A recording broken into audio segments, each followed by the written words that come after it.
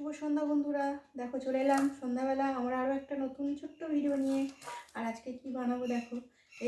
এটা আমি প্রত্যেক বছরই শীতের সময় বানাই, আর এবছর একদিন বানানো হয়েও গেছে, আর আজকে বানাবো দেখো।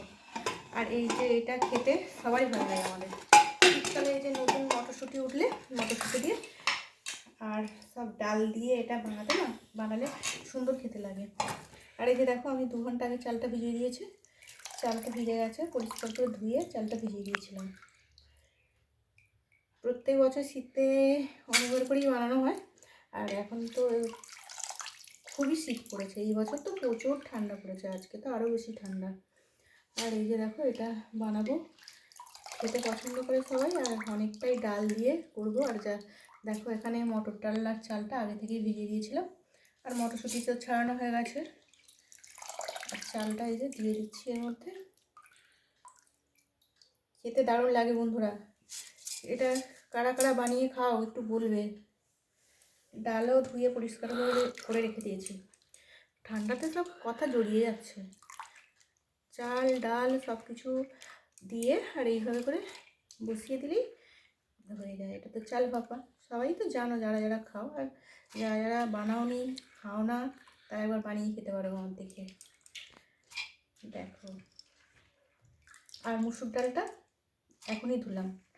চালের মটর ডালটা 2 ঘন্টা আগে ভিজিয়ে রেখেছিলাম, মুসুর ডালটা এখনই দিলাম। আর দেখো কীভাবে দিচ্ছি, আগে চাল দিলাম তারপরে এই ডালগুলো দিচ্ছি।